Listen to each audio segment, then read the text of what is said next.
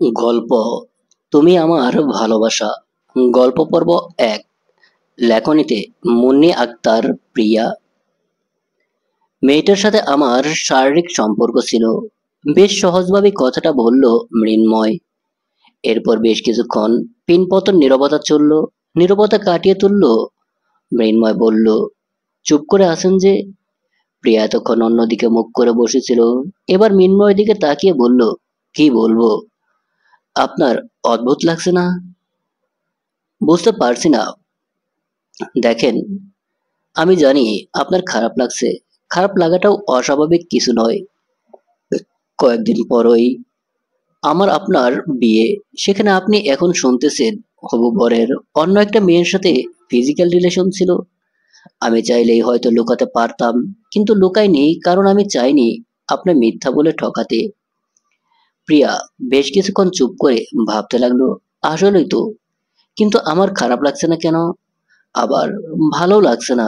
অন্য কোনো সময় হলে হয়তো দেখা যেত আমি মৃন্ময়কে ওয়াশিং মেশিনে ধুয়ে দিতাম, কিন্তু এখন আমার কোনো অনুভূতি হচ্ছে না। আমার কি বলা উচিত আমি সেটা বুঝতেও পারছি না। মৃন্ময় বলল, অনেক ভালোবাসতাম মেয়েটাকে। ওর নাম ছিল রিমি। আমার এক ইয়ার জুনিয়র ছিল। কোনো এক বৃষ্টির সময় দেখে ভালো লেগে যায়, এরপর প্রণয়, তারপর ভালোবাসা, এরপর একসময় ফিজিক্যালি জড়িয়ে যায় দুজনে। আমি ওকে কোনো জোর করিনি, দুজনের ইচ্ছেতেই হয়েছিল। মৃন্ময়ের কথাগুলো শুনে বেশ অস্বস্তি হচ্ছিল প্রিয়ার। তাই প্রসঙ্গটা পাল্টে বলল, আমার খুব খারাপ লাগছে। আপনার আর কিছু বলার না থাকলে আমি বাড়ি যেতাম। খুব বেশি খারাপ লাগছে? ওই একটু আর কি। চলুন, আমি আপনাকে বাড়িতে পৌঁছে দেই। ধন্যবাদ, আমি একাই যেতে পারবো। বেশ, তবে আমার বলা কথাগুলোর উত্তর আমি এখনোই চাচ্ছি না। আপনি আগে সময় নিয়ে ভাবুন, তারপর উত্তর দিন।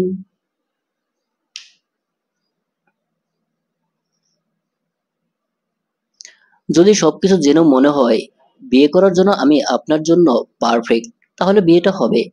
আর যদি মেনে নিতে না পারেন, তাহলে জোর করে বিয়ে করব না। প্রিয়া কিছু বলল না, উল্টো পথে হাঁটা শুরু করলো। বেশ অস্বস্তি লাগছে, কিন্তু কেন এমন হচ্ছে বুঝতে পারছে না। মৃন্ময় বড়লোক বাবার ছেলে। বাড়িতে বাবা মা আর মৃন্ময় থাকে। বড় দুই বোনের বিয়ে হয়ে গিয়েছে। বড় দুই বোনের বিয়ে হয়ে গিয়েছে। প্রিয়া মধ্যবর্তী পরিবারের মেয়ে। বাড়িতে মা, দুই ভাই ভাবি আর প্রিয়া থাকে। বড় বোনের বিয়ে হয়েছে। প্রিয়া সবার ছোট। মৃন্ময়ের বাবার বড় বিজনেস আছে, সেটারই দেখাশোনা করে মৃন্ময়। আর প্রিয়া অনার্স প্রথম বর্ষ পড়ে, একটা স্কুলে জব করে। বাসায় যেতে মায়ের সাথে দেখা হলো প্রিয়ার। তিনি প্রিয়ার গালে হাত রেখে চুমু দিয়ে বলল, কেমন দেখলি ছেলেটাকে? ভালো। পছন্দ হয়েছে তোর? তোমাদের পছন্দই আমার পছন্দ। প্রিয়া রুমে চলে গেল। ফ্রেশ হয়ে বিছানায় গা এলিয়ে দিল। হাজার চেষ্টা করে ঘুম আসছে না। ঘুমও এখন স্বার্থপর হয়ে গিয়েছে। যে ঘুম আগে প্রিয়ার পিছুই ছাড়তো না, সেই ঘুম এখন প্রিয়াকে ধরাই দেয় না। সবাই সময়ের বিবর্তনে প্রিয়া একটা দীর্ঘশ্বাস ছাড়লো। এরপর উঠে টেবিল থেকে হুমায়ুন আহমেদের আজ হিমুর বিয়ে বইটা নিল। বেশ কয়েকবার পড়ার পরেও ইন্টারেস্ট কমে না। হিমুর চরিত্রটা ওখানে সত্যিই মুগ্ধকর। বই পড়তে পড়তে কখন যে সন্ধ্যা হয়ে গিয়েছে খেয়ালই করেনি। মাগরিবের আজান শেষ হতেই প্রিয়া অজু করে নামাজ পড়ে নেয়। এরপর আবার বিছানায় গিয়ে পা গুটিয়ে বসে থাকে। মনটা আনচান করছে। কেন করছে এমন বোধগম্য হয় না প্রিয়ার। ফোনের রিংটোনে ধ্যান ভাঙিয়ে নাম্বারটা সেভ করা নয়, কিন্তু পরিচিত মৃন্ময়ের নাম্বার। কলটা কেটে যায়। দ্বিতীয়বার রিং হতে প্রিয়া রিসিভ করে সালাম দেয়, আসসালামু আলাইকুম। ওয়ালাইকুম সালাম। কেমন আছেন? আলহামদুলিল্লাহ। আপনি? আলহামদুলিল্লাহ ভালো আছি। কি করছেন? বসে আছি। আপনি? এই তো ব্যালকনিতে। ও, হুম। এরপর আবারও নীরবতা। মৃন্ময় কফির কাপে চুমুক দিয়ে বলল, আপনি কি এরকমই? কিরকম? কেমন যেন চুপচাপ। কি জানি। আপনি জানেন না? না। নিজে কেমন সেটা নিজেই জানেন না? না। না। অদ্ভুত তো। হয়তো নিজেকে এতদিন ভুল জানতাম আর ভুল চিনতাম, তাই এখন সঠিক কোনটা জানি না। ঠিক বুঝলাম না। কিছু না। হুম। ওকে। আচ্ছা, কিছু ভাবলেন? কোন বিষয়ে? আজকে বিকেলে বলা কথাগুলোর ব্যাপারে। ভাবার কিছু নেই? কেন? সবকিছুর কি কোনো কি প্রশ্ন হয়? তা নয়, তবু এত বড় একটা বিষয়ে আপনার ভাবা উচিত। ভাবিনি। তাহলে আমি উত্তরটা কি ধরে নেব? হ্যাঁ। কি হ্যাঁ? উত্তরটা হ্যাঁ। তাহলে আমার অতীত নিয়ে আপনার কোনো সমস্যা নেই? না। মা বলে প্রতিটা মানুষের উচিত অতীত থেকে শিক্ষা নেওয়া, কিন্তু অতীত আঁকড়ে ধরে বেঁচে থাকা নেহাতই বোকামি। হুম, আপনার মা ঠিকই বলে। ইভেন আমি মনে করি সন্তানদের মঙ্গলের জন্য প্রতিটা বাবা মায়ের উপদেশ সঠিক। তো বিয়েটা কি বাবা মায়ের ইচ্ছেতেই করছেন? জি। আমায় আপনার ভালো লেগেছে, আপনাকে আমার পরিবারের পছন্দ হয়েছে, সংসার তো আপনি করবেন, আপনার কোনো মতামত নেই। আমার মনে হয় আমি নিজে থেকে সব সময় ভুল সিদ্ধান্ত নেই। এমন মনে হওয়ার কারণ আমার অতীত। আপনার অতীত আছে? প্রতিটা মানুষেরই অতীত থাকে। আপনারটা কি জানতে পারি? পুরনো কথা জাগিয়ে তুলতে ইচ্ছে করছে না। ঠিক আছে। কথা বলা শেষ করে প্রিয়া মায়ের রুমে গেল। মা তখন বিছানা ঝাড়ছিল। প্রিয়াকে দেখে বলল, কিছু বলবি? আমার কষ্ট হচ্ছে মা। মা তাড়াতাড়ি প্রিয়াকে নিজের কাছে এনে বুকে জড়িয়ে নিলেন। প্রিয়া কান্না করে বলল, এভাবে জড়িয়ে ধরো না মা, আমার আরো কষ্ট হয়। তোকে না কতবার বলেছি অতীত নিয়ে ভাববি না। আমি কি করব মা? অতীত যে আমার পিছু ছাড়ছে না। অতীত ভুলে যা মা। সবাই অন্যের শাস্তি পায়, প্রিয়া কিছু বলছে না, কেঁদেই যাচ্ছে। প্রিয়াকে বিছানার উপর বসিয়ে শাড়ির আঁচল দিয়ে মা চোখ মুছিয়ে দিল। বলল, মৃন্ময় ছেলেটা অনেক ভালো। কত ভালো পরিবারের ছেলে দেখছিস, অনেক সুখে থাকবি তুই। এমন পরিবারের ছেলে সচরাচর পাওয়া যায় না। আমি আমার আগের সেই হাসি খুশি প্রিয়াকে ফিরে পেতে চাই, যার হাসিতে এই বাড়ির প্রতিটা লোক হাসে, যার দুষ্টুমিতে এই বাড়ি মেতে থাকে। প্রিয়া আবারও চুপ। মা বলল, মৃন্ময়ের সাথে কথা হয়েছিল? আর হ্যাঁ, একটু আগে ফোন দিয়েছিল। কি বললো? প্রিয়া সব কথায় মাকে বলল, শুধু ফিজিক্যাল রিলেশনের কথা স্কিপ করে। মা বলল, কোনো মানুষই পারফেক্ট হয় না, তাকে মনের মতো বানিয়ে নিতে হয়। আর আমি জানি আমার মিষ্টি মেয়েটা সেটা পারবে। প্রিয়া মাকে জড়িয়ে ধরলো। পৃথিবীতে অর্ধেক শান্তি তো মায়ের বুকেই। রাত 12টা ছুঁই ছুঁই। একাই ছাদে হাঁটছে মৃন্ময়। আকাশে চাঁদ দেখা যাচ্ছে না, তবে অসংখ্য তারা মিটমিট করে জ্বলছে। ছাদের রেলিং এর সাথে হেলান দিয়ে দাঁড়ায় মৃন্ময়। আকাশের দিকে তাকিয়ে ভাবতে থাকে প্রিয়ার কথা। আর আনমনে বলে, মেয়েটা এমন অদ্ভুত কেন? হাসে না, প্রয়োজন ছাড়া কথা বলে না, কিন্তু তবু এই মেয়েটার মধ্যে কে যেন একটা আছে, যেটা আমাকে বারবার ওর প্রতি টানে। মাত্র অল্প কিছু দিনের পরিচয়ে কি কাউকে এত ভালো লাগতে পারে? আচ্ছা, প্রিয়াকে কি শুধুই আমার ভালো লাগে, নাকি ভালোবাসাটাও সৃষ্টি হচ্ছে? তাহলে রিমি, রিমিকে কি আমি ভালোবাসি না? না না না, রিমিকে আমি সত্যিই ভালোবেসেছিলাম, বরং রিমি আমাকে ঠকিয়েছে। মৃন্ময় সাথে পায়চারি করতে লাগলো। একসময় থমকে গিয়ে ভাবতে লাগলো, প্রিয়া তখন কি একটা অতীতের কথা বলেছিল? আচ্ছা, ওর আবার কি অতীত আছে? ওরও কি আমার মতো ফিজিক্যাল রিলেশন ছিল? সি, না, কি ভাবছি? আচ্ছা, যদি থাকে? হাজারটা প্রশ্ন মৃন্ময়ের মাথায় ঘুরপাক খাচ্ছে। ইচ্ছে করছে একবার ফোন দিয়ে জিজ্ঞেস করতে, আবার পরক্ষণেই মনে হলো সামনাসামনি জিজ্ঞেস করব। অবাধ্য মনটা তবু কি যেন যাচ্ছে। মৃন্ময় নাজের গালে এক আঙ্গুল দিয়ে টোকা দিতে ভাবতে লাগলো, প্রিয়ার ভয়েসটা শুনতে ইচ্ছে করছে। 19-20 না ভেবে ফোন দিয়ে দিল। প্রিয়া তখন ব্যালকনিতে দাঁড়িয়েছিল। ঘরে এসে বিছানার উপর থেকে ফোন নিয়ে দেখে মৃন্ময় ফোন করেছে। ফোন রিসিভ করে সালাম দেওয়ার আগেই মৃন্ময় তড়িঘড়ি বলল, সরি সরি, এত রাতে কল করার জন্য, কিন্তু কি করব বলুন। হাজার চেয়েও নিজের মনটাকে বোঝাতে পারছিলাম না। মনটা বারবার বলতেছিল, প্রিয়াকে ফোন দে, তাড়াতাড়ি ফোন দে, এক্ষুনি ফোন দে। তাই আমিও আর কথা না শুনে পারলাম না। মৃন্ময়ের কথা শুনে প্রিয়া একটু হাসলো। মৃন্ময় বলল, আপনি হেসেছেন? হুম। সত্যি হেসেছেন? হ্যাঁ। আমার বিশ্বাসই হচ্ছে না আপনি হাসতে পারেন। কি জন্য এত রাতে কল করলেন? প্রশ্নটা ইগনোর করে মৃন্ময় একটু কষ্ট পেল। নিজেকে সংযত করে বলল, ঘুমাচ্ছিলেন? না। তাহলে কি বিরক্ত করলাম? জি না, এমনিতে জিজ্ঞেস করলাম। আমি ভাবলাম কিছু বলার জন্য হয়তো ফোন দিয়েছেন। কত কিছু তো বলতে চাই, শুধু অধিকারটা নেই। কিছু বলার জন্য অধিকারও লাগে। হুম, লাগে তো। এত রাতে কল করেছি, সেটাই তো অধিকারের বাহিরে গিয়ে হয়ে গিয়েছে। সব দোষে এই বেহায়া মনটার। আপনার কণ্ঠ শোনার জন্য ব্যাকুল হয়ে গিয়েছে। তখন প্রিয়া দুম করে একটা প্রশ্ন করে বসলো, আমি আপনার কে? মৃন্ময় ওপাশ থেকে কিছু বলতে যাবে, তখন প্রিয়ার ফোন সুইচ অফ হয়ে যায়। এটা অস্বাভাবিক না, প্রিয়ার ফোন খুব একটা প্রয়োজন হয় না এখন, তাই চার্জও দেওয়া হয় না বেশ কয়েকদিন। ফোন চার্জে গিয়ে প্রিয়া শুয়ে পড়ে।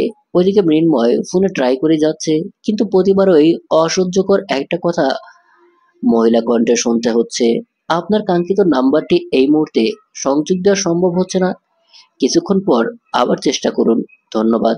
হুট করে মৃন্ময়ের প্রশ্নের কথা মনে পড়ে আর রিপিট করে বলে, আমি আপনার কে?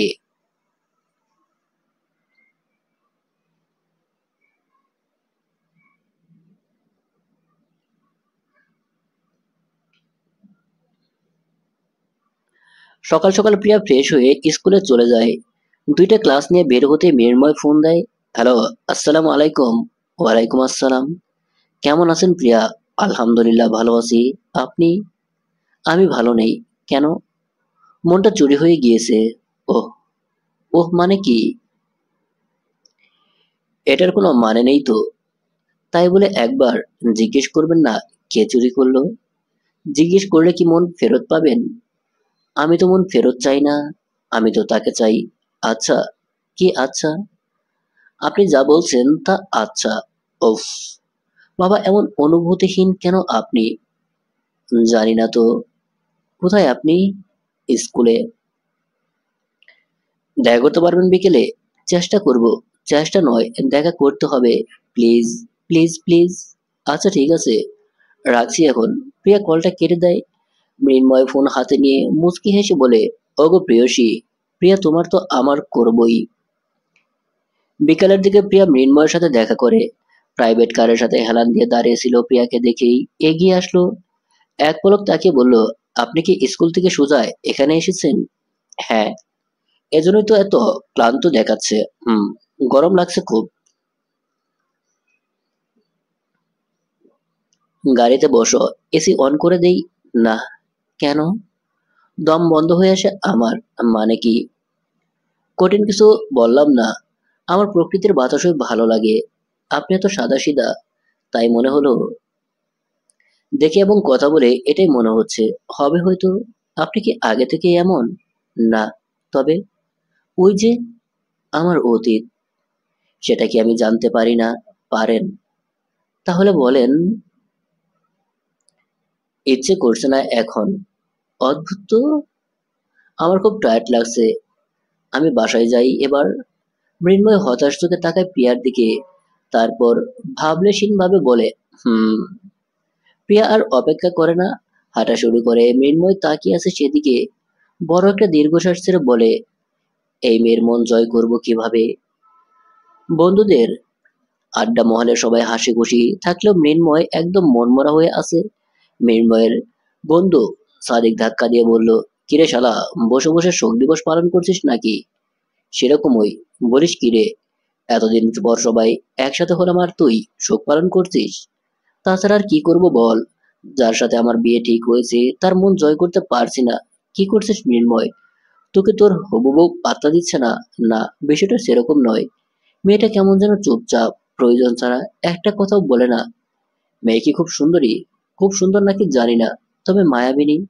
কই ছবি দেখা তো। মৃন্ময় পকেট থেকে ফোন বের করে প্রিয়ার ছবি বের করে দেখায়। সাদিক বেশ ভালো করে দেখে বলল, এই মেয়ে চুপচাপ হয় কিভাবে? ছবিটা ভালো মতো দেখেছিস? চোখে মুখে হাসির, দুষ্টুমির ঝিলিক স্পষ্ট। ছবির সাথে বাস্তবে ওর কোনো মিলই খুঁজে পাই না। হাসে না একটু। এমন কেন জিজ্ঞেস করিসনি? করেছি তো। কেমন যেন অদ্ভুত অদ্ভুত কথা বলে। তোর কি মনে হয় এর পেছনে অন্য কোনো কারণ আছে? অন্য কোনো কারণ? বলে তো কিসের, নাকি অতীত আছে, কিন্তু কি অতীত সেটা বলে না। এবার মেয়ে বান্ধবীরাও মুখ খুললো বলল, দোস্ত, একটা আইডিয়া আছে। কি? মেয়েরা সবসময় গিফট দিতে পছন্দ করে। গিফট, সারপ্রাইজ আর কি। তো তুইও ওকে সারপ্রাইজ দে। কি সারপ্রাইজ দেব? সুবাহ বলল, গাধা একটা। কি সারপ্রাইজ দিবি সেটাও আমরা বলে দেব? মেয়েদের ব্যাপারে আমি আনাড়ি। ইস, রিমিকে মনে হয় কখনো গিফট দিসনি? দিয়েছি, তবে রিমি যেটা চেয়েছে সেটাই দিয়েছি। বুঝলাম। তুই ওকে শাড়ি, চুড়ি এসব গিফট করতে পারিস? পরবে বলে মনে হয় না। আরে দিয়ে তো দেখ। ঠিক আছে, চল তাহলে শপিং মলে যাই। মৃন্ময় বন্ধুদের নিয়ে শপিং মলে যায়, পছন্দের মতো 3টা শাড়ি কিনে, তার সাথে ম্যাচিং চুড়ি। তবে সেগুলো সরাসরি দেয়নি, পার্সেল করে পাঠিয়েছে। একদিন পরই প্রিয়ার বাসায় পার্সেল পৌঁছে যায়। পার্সেল পেয়ে বেশ অবাক হয় প্রিয়া। নামহীন গিফট আবার কি করে হয়? কার গিফট কার কাছে এসেছে? প্যাকেট খুলে প্রিয়া থম মেরে বসে থাকে। শাড়ি চুড়ি এসব কার? সাথে একটা চিরকুট, তাতে লেখা, ওগো প্রেয়সী, সামান্য গিফট তোমার জন্য। শাড়িগুলো নেড়ে চেড়ে প্রিয়া রেখে দেয়। ওইদিকে মৃন্ময় অধিক আগ্রহে বসে আছে কখন প্রিয়া ফোন দেবে। মৃন্ময় বসে বসে ভাবছে, এতক্ষণ প্রিয়া নিশ্চয়ই বুঝে গেছে গিফটগুলো আমি পাঠিয়েছি, কিন্তু এখনো ফোন করছে না কেন? মেয়েটা এমন কেন? এত অবুঝ। আমি যে কখন থেকে ফোনের অপেক্ষা করছি সেটা কি বোঝে না ও? এভাবে 3 ঘন্টা পার হয়ে যাওয়ার পরেও যখন প্রিয়ার ফোন আসে না, তখন বাধ্য হয়ে মৃন্ময় ফোন দেয়। হ্যালো, কি করছেন প্রিয়া? এই তো বসে আছি। আপনি? আমিও। মৃন্ময় একটু ঘুরিয়ে পেঁচিয়ে জিজ্ঞেস করলো, আজকে কি মন খুব খুশি নাকি? না তো, কেন? না, মনে হলো। ও আচ্ছা, আপনার প্রিয় রং কি? নাই। মানে? মানে সব রঙই ভালো লাগে। আপনার কোন জামা ভালো লাগে? মানে শাড়ি, 3 পিস? এসব প্রশ্ন কেন করছেন? করতে পারি না, কারণ তেমন কিছু না।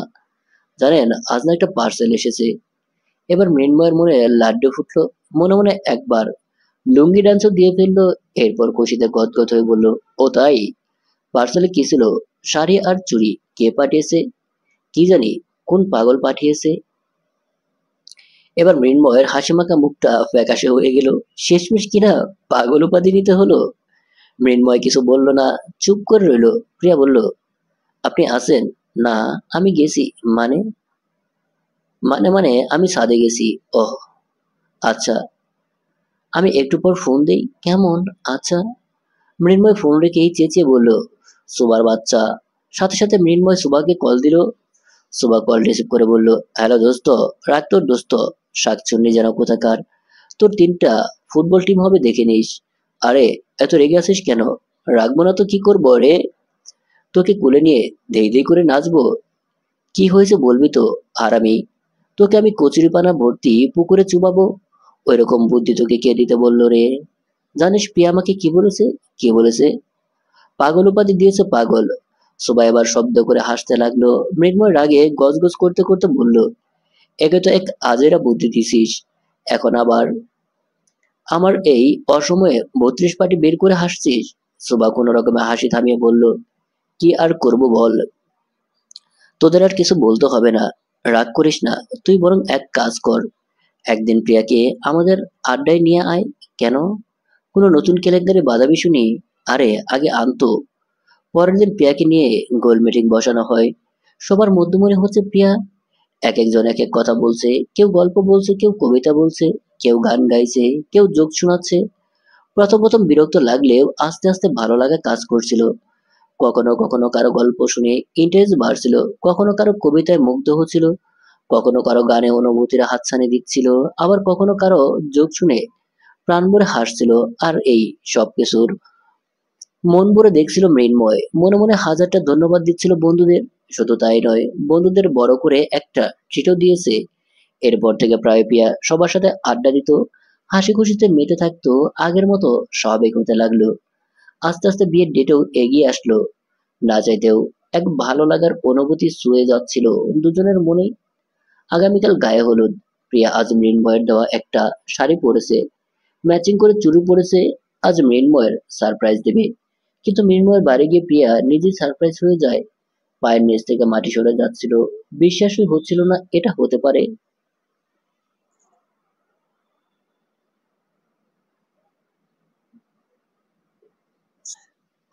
প্রিয়া চুপ করে দাঁড়িয়ে আছে।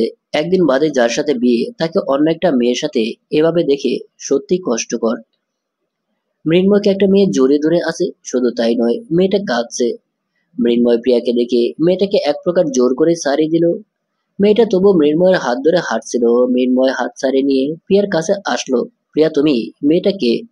রিমি। এবার রিমি প্রিয়ার কাছে এগিয়ে আসলো। কাঁদতে কাঁদতে মৃন্ময়কে বলল, এই সেই প্রিয়া যার সাথে তোমার বিয়ে ঠিক হয়েছে? হুম।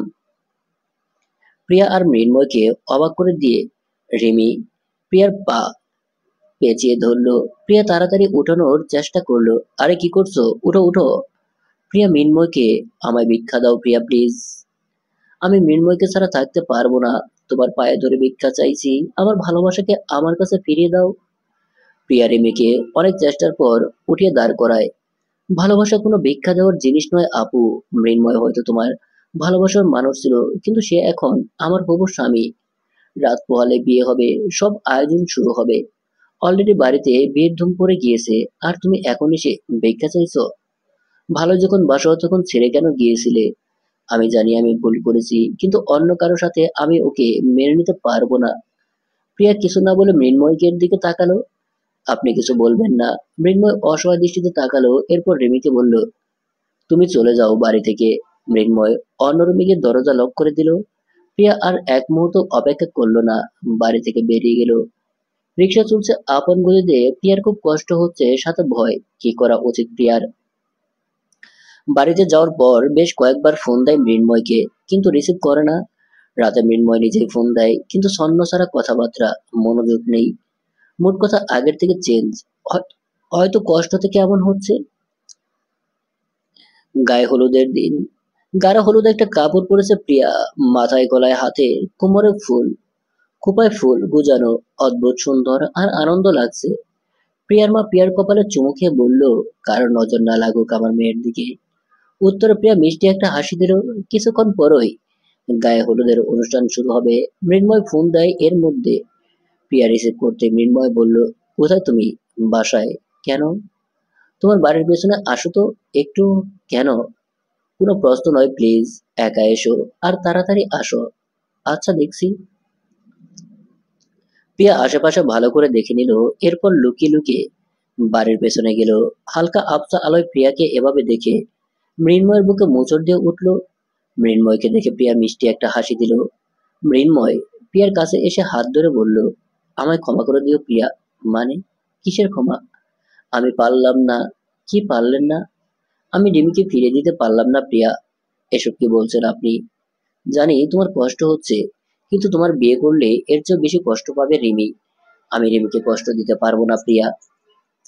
প্রিয়ার চোখে পানি টলমল করছে, পানিগুলো উপচে পড়তে চাইছে। গলাটা ধরে এসেছে, কথা বলতে গিয়েও কথা বের হচ্ছে না গলা থেকে। অনেক কষ্টে বলল, কিন্তু আমাকে ঠিকই ঠকাতে পারলেন তাই না? মৃন্ময় এবার প্রিয়ার পায়ে ধরলো। আমায় ক্ষমা করে দাও প্রিয়া প্লিজ। আমি জানি ক্ষমার যোগ্য হয়তো আমি না। আমি তোমার পায়ে ধরছি প্লিজ। এবার আর প্রিয়ার চোখের পানিগুলোকে আটকে রাখতে পারলো না। দুগাল বেয়ে টপ টপ করে পানি পড়ছে। আমার পা ছাড়ুন, আমায় ক্ষমা করে দাও প্লিজ। প্রিয়ার ডান হাতে হলুদ গাছের চুড়ি ছিল। পাশেই পেয়ারা গাছটার সাথে প্রিয়া জোরে হাতে বাড়ি দিল। সাথে সাথে কাঁচের চুড়িগুলো ভেঙে গেল। কয়েকটা কাঁচের টুকরো হাতেও ঢুকেছে। যেই হাতে হলুদের স্পর্শ পাওয়ার কথা, সেই হাতে এখন লাল রক্তে রক্তাক্ত। মৃন্ময় প্রিয়ার পা ছেড়ে উঠে দাঁড়ায়। প্রিয়ার হাত ধরে বলে, এটা কি করলে তুমি? প্রিয়া কাঁদতে কাঁদতে বলল, আমার হাত ছাড়েন। না ছাড়বো না। কোন অধিকারে আপনি আমার হাত ধরেন? আপনার কিসের অধিকার আমার উপর? আমার তো নিজেরই ঘৃণা হচ্ছে যে আমি অন্য একটা মেয়ের ভালোবাসাকে নিজে ভালোবেসে বিয়ে করতে যাচ্ছিলাম। মৃন্ময় প্রিয়ার কোমর চেপে ধরে কাছে এনে বলল, নিজের ক্ষতি করায় এগুলো কোন ধরনের পাগলামি? প্রিয়া মৃন্ময়কে জোরে ধাক্কা দিয়ে বলল, একদম টাচ করবেন না আমায়। কিসের পাগলামি তাই না? আমার অবস্থা বুঝতে পারছেন আপনি? আজ আমার গায়ে হলুদ হওয়ার কথা ছিল, আর সেখানে এখন বিয়েটাই হবে না। জানেন এটা কতটা অপমান আমার পরিবারের জন্য, কতটা লজ্জাজনক একটা মেয়ের জন্য? প্রিয়া কাঁদতে কাঁদতে মাটিতে বসে পড়ল। সবচেয়ে বড় কথা, এটা কষ্টকর আমার জন্য। জানেন সেটা আপনি? কেন এসেছিলেন আমার জীবনে? আমি তো যাইনি আপনার জীবনে, জোর করিনি কখনো, পায়ে ধরেও আনেনি আমার জীবনে। তাহলে কেন এসেছিলেন বলেন? কেন এসেছিলেন? আমায় ঠকাতে। ঠকিয়ে সুখী হবেন তো আপনি? মৃন্ময় প্রিয়াকে ধরে দাঁড় করায়, প্লিজ এমন করো না। কিচ্ছু করব না আমি, কিচ্ছু করব না। যা করার একজনই করবে। উনি দেখছেন উপর থেকে সব। আমি ক্ষমা করলেও প্রকৃতি ক্ষমা করবে না। আর এটাই যদি করার ছিল, তাহলে কেন বিয়ে করতে আসছিলেন? নিজের ভালোবাসার মানুষটিকে ফিরে আসার জন্য সামান্য সময়টুকু দিতে পারলেন না? শেষ শেষমেশ নষ্ট করে দিলেন আমার জীবনটা। মৃন্ময় কিছু বলল না। প্রিয়া চলে যাওয়ার সময় পেছন থেকে হাত ধরলো। প্রিয়া হাত ছাড়িয়ে নিল। দুহাত জোর করে বলল, দয়া করে এভাবে কখনো কাউকে ঠকিয়েন না। ভালো থাকবেন রিমিকে নিয়ে। মৃন্ময়কে আর কিছু বলতে না দিয়ে প্রিয়া দৌড়ে বাসায় চলে গেল। বাড়িতে ঢুকে বড় ভাবির সাথে দেখা হয়। ভাবি বলল, আমরা সবাই তোমাকে খুঁজছি, কোথায় ছিলে তুমি? প্রিয়া কিছু বলছে না, কেঁদেই চলেছে। বড় ভাবি প্রিয়ার গালে হাত রেখে বলল, কি হয়েছে, তুমি কাঁদছো কেন প্রিয়া? কিছু না বলে সব সব চেয়ার টেবিল ফুল সব সরিয়ে ছিটে ফেলে দিল। প্রিয়ার দুই ভাই ভাবি আপু দুলাভাই বা সবাই দৌড়ে আসলো। বাকি আত্মীয় স্বজন পাড়াপড়শি সকলেই চারপাশে জড়ো হয়ে গেল। সবাই জিজ্ঞেস করছে কি হয়েছে, কিন্তু প্রিয়া কিছু বলতেই পারছে না। একসময় প্রিয়া সেন্সলেস হয়ে পড়ে যায়। সবাই ভীষণ চিন্তায় পড়ে যায়, কি থেকে কি হয়ে গেল। প্রিয়ার যখন জ্ঞান ফিরল তখন চোখ মেলে দেখলো মাথার উপর ফ্যানটা শোষ শব্দ ঘুরছে। পুরো বাড়ি যেন নিশ্চুপ, সেটা ফ্যানের এই আওয়াজটাই বলে দিচ্ছে। প্রিয়া শোয়া থেকে উঠে বসলো, চারপাশে তাকে দেখলো সবাই ফ্লোরে বসে আছে। সবাই চোখের পানি আর চিন্তা। মা তো শাড়ির আঁচলে চোখ গুজে কেঁদেই যাচ্ছে। প্রিয়া মাকে ডাক দিল, মা। প্রিয়ার উঠতে দেখে মা চোখের পানি মুছে নিল, প্রিয়ার কাছে এসে জড়িয়ে ধরলো। দুজনে একসাথে কেঁদে দিল।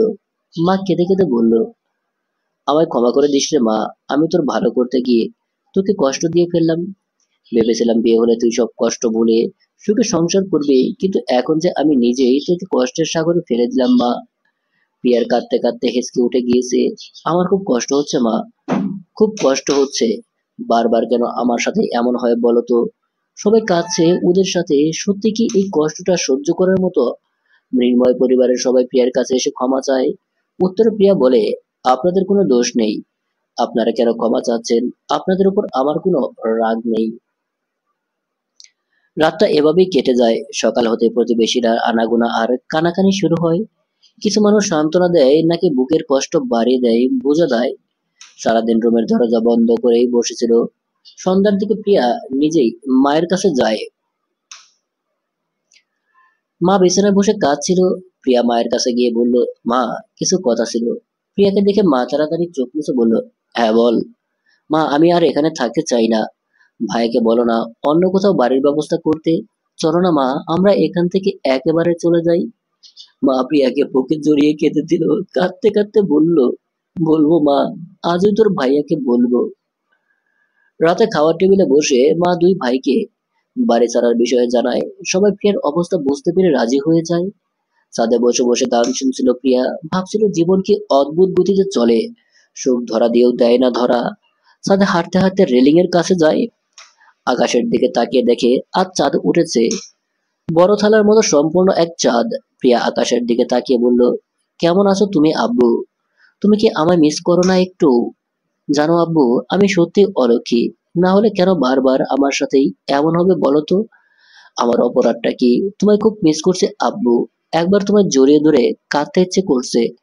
তুমি একটিবার আসবে? ও আব্বু বলো না, একটিবার আসবে? নিজে নিজে কথা বলতে বলতে একটা সময় ডুকরে কেঁদে ওঠে প্রিয়া। বেশ কিছুক্ষণ পর চোখের পানি মুছে নিয়ে আকাশের দিকে তাকিয়ে বলে, আমি কেন কষ্ট পাচ্ছি? আল্লাহ, তুমি সব দেখেছো তো। অন্যের জন্য কেন নিজে কষ্ট পাচ্ছি আমি? পরিবারের মানুষগুলোকে কষ্ট দিচ্ছি, অনেক হয়েছে, আর না। আজ এখন থেকে নিজের কাছে নিজেই প্রমিস করছি, কারোর জন্য আর কষ্ট পাবো না। নিজেকে এভাবে গুটিয়ে রাখবো না, থম মেরে থাকবো না, আমি সফলতাকে ছিনিয়ে আনবো। এক মাসের মধ্যে বাড়ি চেঞ্জ করার পর সব ব্যবস্থা করে ফেলে প্রিয়ার দুই ভাই। আজ ওরা বাড়ি চেঞ্জ করেছে।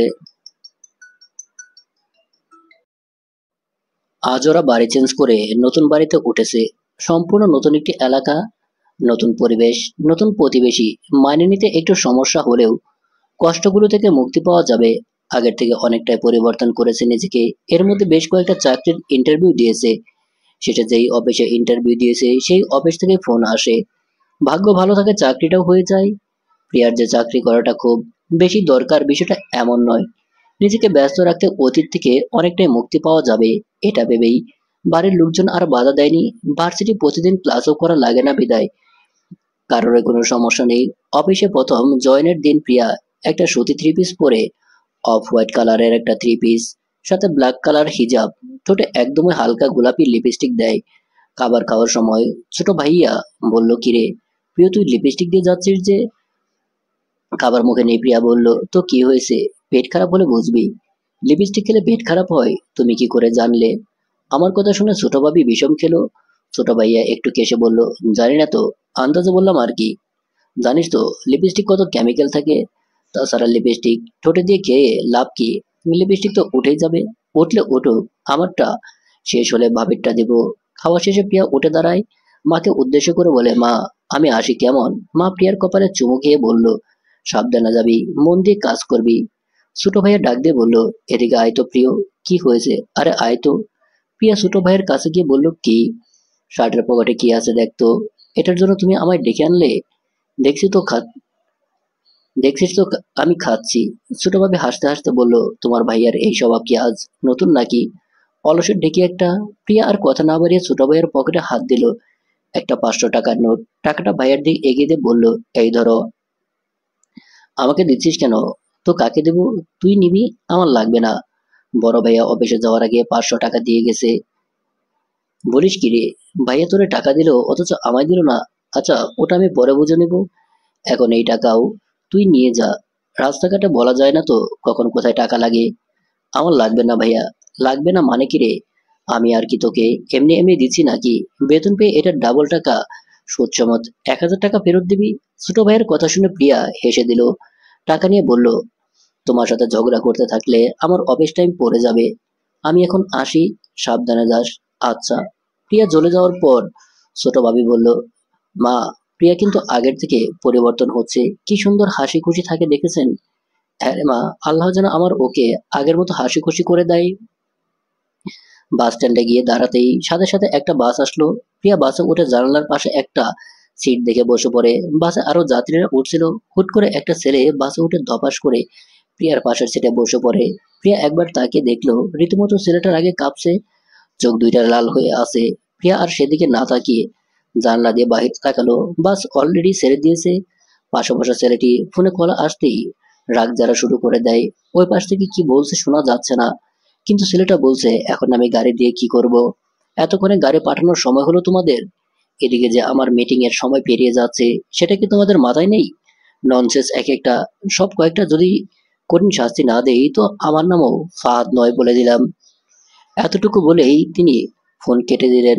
এরপর সব চুপচাপ। হেল্পার ভাড়া নিতে আসার সময় প্রিয়াকে উল্লেখ করে বলল, আপা ভাড়াটা দেন। প্রিয়া ভাড়া মিটিয়ে দিল। ফাহাদ নামক ছেলেটা হেল্পারের দিকে 500 টাকার নোটটা এগিয়ে দিল। হেল্পার বলল, ভাইজান 500 টাকার তো ভাঙতি নাই। ফাহাদ রাগে গজগজ করতে করতে বলল, ভাঙতি নেই কেন? কেন নেই? ভাঙতি কেন রাখেন না আপনারা? ওটার এমন আচরণে হেল্পার সহ বাসের অনেকে বেশ অবাক হয়। বিষয়টা থামাইতে প্রিয়া তার ভাড়াটা দিয়ে হেল্পারকে বলল, আপনি যান। হেল্পার চলে যাওয়ার পর ফাহাদ প্রিয়ার দিকে ঘুরে বলল, আপনি কে? সরি, কে আপনি? আমি প্রিয়া। আপনার নাম জানতে চাইনি আমি। আমি জানতে চেয়েছি আপনি আমার কে। কিছুই না? তাহলে আপনি কেন দিবেন আমার ভাড়া? আশ্চর্য লোক তো আপনি। কারো উপকার করলেও দোষ। কে বলেছে আপনাকে আমার উপকার করতে? 10 টাকার ভাড়া দিয়ে আমার উদ্ধার করছেন, পায়ে পা দিয়ে দিয়ে এমন ঝগড়া করছেন কেন? কি মিথ্যুক মহিলা! পায়ে পা দিলাম কখন? ওইটা কথার কথা ছিল। আর কালো সানগ্লাসটা চোখে থেকে খোলেন তো। একটা ছোট বাচ্চা মেয়েকে বলে মহিলা। বলি, চোখ কি ছানি পড়েছে? কি এত বড় কথা! আমার চোখে ছানি? আমি কি আপনার মতো কানি? প্রিয়া কিছু বলতে যাবে তখন ওই হেল্পার বলল, আপা নামেন, আয়সা পড়ছেন। প্রিয়ার আগে দাঁত কটমট করতে করতে বাস থেকে নেমে পড়ল। প্রিয়ার সাথে সাথে ফাহাদও নেমে পড়ল। কিছু দূর যেতে প্রিয়া পেছনে ঘুরে দাঁড়ালো। এক হাত কোমরে গুজে বলল, সমস্যা কি? পেছন পেছন আসছেন কেন? ঝগড়া করে স্বাদ মেটেনি? ওই হ্যালো, আমি আমি আপনার পিছন পিছন আসছি। এই ফাহাদ, আয়মান চৌধুরী ফাহাদ কারো পিছন পিছন যায় না ওকে। প্রিয়ার মেজাজ চরমে উঠে গেল। এদিকে বেশ কিছু বলতে গেলে অফিসে লেট হয়ে যাবে, আর প্রথম দিনে লেট হলে দেখা যাবে কর্পোরেট চাকরিটা উধাও হয়ে যাবে। তাই আর কিছু না বলে হাঁটা শুরু করলো, আর মনে মনে বলল, কোথা থেকে এই পাগলের উদয় হলো আল্লাহ! এত ঝগড়াটে হয় ছেলেরা। অফিস গেটের কাছে আসতেই একটা পিচ্চি মেয়ে পিয়ার ওড়না টেনে ধরলো। পিয়া চমকে গেলে বলল, আরে কি করছো? ওড়না ছাড়ো। মেয়েটা কিছু বললো না। প্রিয়ার হাত ধরে টানতে লাগলো। প্রিয়া বিরক্ত হয়ে বলল, একটার পর একটা ঝামেলা তো দেখি লেগেই আছে। টানতে টানতে একটা দোকানের সামনে নিয়ে গেল এবং খাবার দেখাতে লাগলো। এবার প্রিয়া ভালো করে তাকালো মেয়েটার দিকে। পরনে একটা পুরাতন ফ্রক, তাও হাতার এক পাশ ছেঁড়া। মাথার চুলগুলো উস্কো খুস্কো। প্রিয়ার মায়া লাগলো। মেয়েটার মাথায় হাত বুলিয়ে বলল, কিছু খাবে? মেয়েটা কথা না বলে মাথা নাড়ে নিচ করলো। প্রিয়া দোকানদারকে বলল, আঙ্কেল এক প্লেট পাউরুটি, 4টা কলা আর 1 বোতল পানি দিন তো। খাবারগুলো পিচ্চিটার হাতে দেওয়ার পর খুশিতে মেয়েটার চোখ মুখ উজ্জ্বল হয়ে গেল। খাবারগুলো নিয়ে দৌড়ে চলে গেল। দোকানদারকে টাকা দিয়ে প্রিয়া অফিসে চলে গেল। হাত ঘুরিয়ে তাকে দেখলো 10টা 10 বাজে। 10টার মধ্যে উপস্থিত থাকার কথা, সেখানে 10 মিনিট লেট। না জানি কপালে কি আছে। চাকরির মুখ দেখার আগেই বোধহয় চাকরিটা যাবে। 3 তলায় গিয়ে এদিক সেদিক ঘুরছিল প্রিয়া। একটা ছেলে এসে বলল, কাজ বাদ দিয়ে এখানে দাঁড়িয়ে আছেন কেন? অ্যাকচুয়ালি আমি আজ নতুন জয়েন করেছি। আপনি এখানে কেন তাহলে? নতুনদের তো মিটিং এর ব্যবস্থা করা হয়েছে, আপনি জানেন না? জানি, কিন্তু আসলে আমার দেরি হয়ে গিয়েছে। প্রথম দিনে লেট। আসুন আমার সাথে। প্রিয়াকে উদ্দেশ্য করে বলল, নক করে ভেতরে যান। আচ্ছা। ছেলেটা চলে গেল। প্রিয়া দরজায় নক করলো। May I come in? একটা মেয়ে মিষ্টি স্বরে বলল, ইয়েস কাম ইন। সম্ভবত মেয়েটা স্যারের বিয়ে হবে। প্রিয়া 1 পা বাড়াতেই স্যার বলল, আউট। প্রিয়া ভ্যাবাচ্যাকা খেয়ে গেল। এটা তো সেই বাসের ছেলেটা ফাহাদ। প্রিয়া হা করে তাকিয়ে রইল। ফাহাদ ধমক দিয়ে বলল, কি হলো? কথা কানা যাচ্ছে না? বের হতে বলেছি আমি, এখানে একটা গুরুত্বপূর্ণ মিটিং চলছে। প্রিয়া মুখটা কালো করে বেরিয়ে এলো। বাইরে বসে অপেক্ষা করতে লাগলো। মিটিং শেষে সবাই বেরিয়ে এলো। ফাহাদও একবার প্রিয়ার দিকে তাকালো, তারপর তার প্রিয়াকে বলল, ওনাকে আমার রুমে পাঠিয়ে দাও। আচ্ছা। ফাহাদের কথা মতো প্রিয়াকে পাঠিয়ে দিল তার কেবিনে। প্রিয়া দরজায় নক করে বলল, আসতে পারি স্যার? আসুন আসুন, আপনার জন্যই তো অপেক্ষা করছিলাম। লেট লতিফ। প্রিয়া মুখটা মলিন করে ভেতরে প্রবেশ করলো। কয়েক মিনিট নীরবতা চলল। মনে হয় বড় কোনো ঝড়ের পূর্বাভাস। হলেও তাই। ফাহাদ ধমক দিয়ে বলল, কয়টা বাজে? ফাহাদের ধমকে প্রিয়া কেঁপে উঠল। হাত ঘড়ির দিকে তাকিয়ে বলল, এ 11টা 5। কি? আপনি কি তুতলা? জি না। প্রথম দিনে অফিসে লেট করে আসলেন, জানেন এর শাস্তি কি দিতে পারি আমি? জি না। জানেন না? না। কেন জানেন না? আজব তো। আমি কি শাস্তি দিবেন? আপনি কি শাস্তি দিবেন?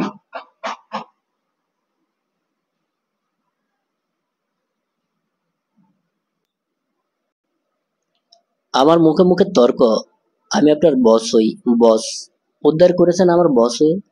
মুখে তো একটুখানিও মধু নেই। আবার চেঁচিয়ে চেঁচিয়ে বলে, বস হই বস। আউট। Get out. হ্যাঁ, যাচ্ছি যাচ্ছি। এখানে বসে থাকতে আসিনি আমি। প্রিয়া চলে যাওয়ার সময় পেছন থেকে আবার ফাহাদ ডাক দিল, দাঁড়ান। প্রিয়া ঘুরে দাঁড়িয়ে বলল, জি। ফাহাদ চেয়ার ছেড়ে উঠে এসে প্রিয়ার হাতে 10 টাকার নোট ধরিয়ে বলল, এই যে আপনার 10 টাকা। আয়মান চৌধুরী ফাহাদ কারো কাছে ঋণী থাকে না। প্রিয়ার আগে গজগজ করতে করতে বেরিয়ে এলো, ইস কি ঢং এর নাম গো। সেটা আবার ঢং করে বারবার রিপিট করা লাগে। এমন বছর কি কপালে জুটলো আমার। কিভাবে সহ্য করে চাকরিটা করব আল্লাহ। 5টার দিকে অফিস ছুটি হয়ে যায়। সবার সাথে প্রিয়াও বের হয়ে আসে। বাইরে এসে ভাইদের মুখোমুখি হয়। প্রিয়া অন্যদিকে মুখ ঘুরিয়ে নেয়। আর ফাহাদ গম্ভীর হয়ে গাড়িতে উঠে চলে যায়। বাড়িতে এসে প্রিয়া ফ্যান ছেড়ে বিছানায় শুয়ে পড়ে। মা রুমে এসে বলল, কিরে, এসে শুয়ে পড়লি যে? ক্লান্ত লাগছে মা। যা ফ্রেশ হয়ে আয়। একটু পর যাই মা। না, এখনই যাবি? উঠ তাড়াতাড়ি। প্রিয়া উঠে ফ্রেশ হতে চলে যায়। ততক্ষণে মা কফি বানিয়ে আনে। প্রিয়া তোয়ালে নিয়ে মুখ মুছতে মুছতে ওয়াশরুম থেকে বেরিয়ে আসে। কফির মগটা এগিয়ে দিয়ে মা বলল, অফিসে প্রথম দিন কেমন কাটলো? অফিসের কথা মনে হতেই প্রিয়ার মেজাজটা খারাপ হয়ে গেল। কিন্তু এসব মা বাবা ভাইটার কেউ জানলে কখনোই এই চাকরিটা করতে দেবে না। এটা প্রিয়া ভালো করেই জানে। আর ওদের থেকে মুক্তি পাওয়ার জন্য প্রিয়ার ব্যস্ত থাকাটা খুব জরুরি। বস রাগী তো কি হয়েছে, হোক রাগী। তার সাথে ঠিকমতো কথা বললেই হয়। সে রেগে যায় এমন কাজ করবে না, ব্যাস হয়ে গেল। চাকরি করতে করতে একটা অভিজ্ঞতা হয়ে যাবে। এখন ভালো কোনো চাকরি পেলে এটা ছেড়ে দিবে। মনে মনে এসব সব কষে নিচ্ছিল প্রিয়া। মা হালকা ধাক্কা দিয়ে বলল, কিরে, কোথায় হারিয়ে গেলি? হ্যাঁ, হারাইনি তো। জিজ্ঞেস করলাম কেমন কাটলো আজকের দিন। প্রিয়া কপের মগে চুমুক দিয়ে বলল, ভালো। ভালো মতো কাজ করবি। আচ্ছা।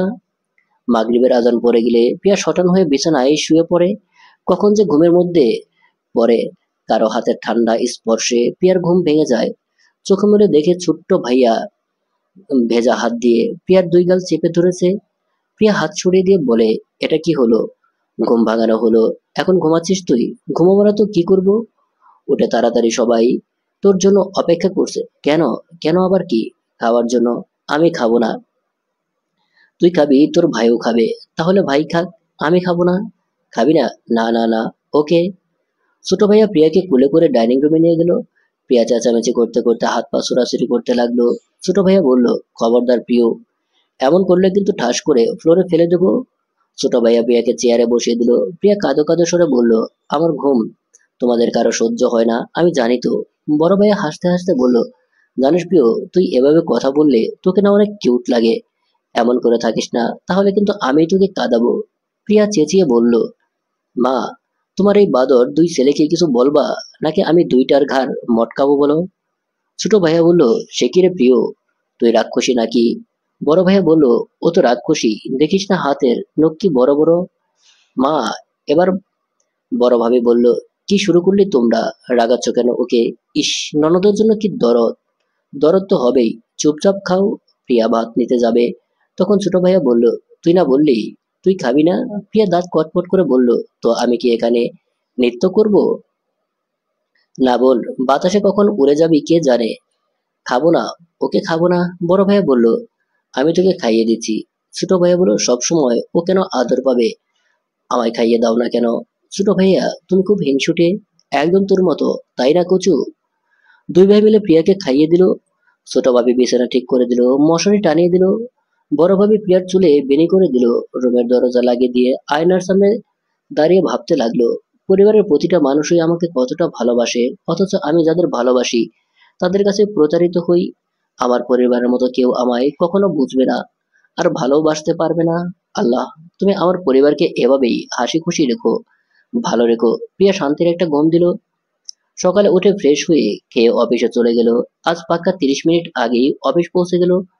অফিসে গিয়ে লেগেছিল এক ধাক্কা, বিড়বিড় করে বলল, বাবারে, দেওয়ালে নাকি আইফেল টাওয়ার। গেরোরা মাথাটা সামনে তাকিয়ে দেখলো এটা কোনো দেয়াল না, আবার কোনো আইফেল টাওয়ারও না, সাক্ষাৎ বস। ফাহাদ অগ্নিদৃষ্টিতে তাকিয়ে আছে। প্রিয়া মিনমিন করে বলল, প্রিয়া রে, আজ তুই শেষ। যেখানে বাঘের ভয় সেখানেই সন্দেহ হয়। এর চেয়ে যদি আমি 3 তলা থেকে নিচে পড়ে যেতাম তাও ভালো ছিল, নয়তো কলার খোসায় পা পিছলে ফ্লোরে পড়ে কোমর ভাঙতাম তাও ভালো ছিল। এখন তো জম সামনে দাঁড়িয়ে। ফাহাদ রাগী কণ্ঠে বলল, চশমার পাওয়ার আছে? হ্যাঁ, তবু দেখতে চলতে পারেন না? চোখ কি কপালে তুলে রাখেন? আমি তো ব্ল্যাক সানগ্লাস পরেও সব ঝকঝক তক তক দেখি। প্রিয়ার ইচ্ছে হলো একবার জিজ্ঞেস করতে, তাহলে আপনি ধাক্কা খেলেন কেন? আপনি দেখে চললেই তো আর ধাক্কা লাগতো না। কিন্তু মুখে এটা বলা যাবে না। মুখে বলল, সরি স্যার। সরি বললেই সব সমাধান হয়ে গেল, তাই না? তাহলে কি? কিচ্ছু করতে হবে না, চশমাটা দেন। কোনো প্রশ্নধারী প্রিয়া চশমাটা খুলে দিল। ফাহাদ চশমাটা চোখে দিতে দিতে বলল, দেখেন আমি কিভাবে পাওয়ার চশমা পরে হাঁটি। চশমা পরে 2 কদম যেতেই দপাস করে এক শব্দ হলো, অন্যদিক কিছু নয়, ফাহাদ হয়ে পড়ে গেছে। প্রিয়া আশেপাশে তাকিয়ে দেখলো কেউ নেই। এগিয়ে গিয়ে বলল, উঠুন উঠুন, ব্যথা পেয়েছেন? ইসরে, সবাই কেমন উঁচু নিচু লাগছিল, আর তাই দপাস করে পড়ে গেলাম। প্রিয়া মিটমিট করে হাসতে লাগলো, আসলে স্যার আপনার অভ্যাস নেই তো তাই পড়ে গিয়েছেন। আপনি তো মনে হয় এটাই চেয়েছেন। এমন কেন চাইবো আমি? না চাইলে প্রথমে বললেন না কেন? আপনার মুখে মুখে কি আর তর্ক করা যায় স্যার? হাজার হলেও আমার বস আপনি। ফাহাদ রাগে দাঁত কটমট করতে লাগলো, মনে মনে বলল, আমার কথাই আমায় ফিরে দেওয়া হচ্ছে, দেখে নেব আমিও। চলবে। প্রিয় দর্শক, গল্পটা কেমন লাগলো তা অবশ্যই কমেন্ট করে জানাবেন। ভালো থাকবেন, সুস্থ থাকবেন। আল্লাহ হাফেজ।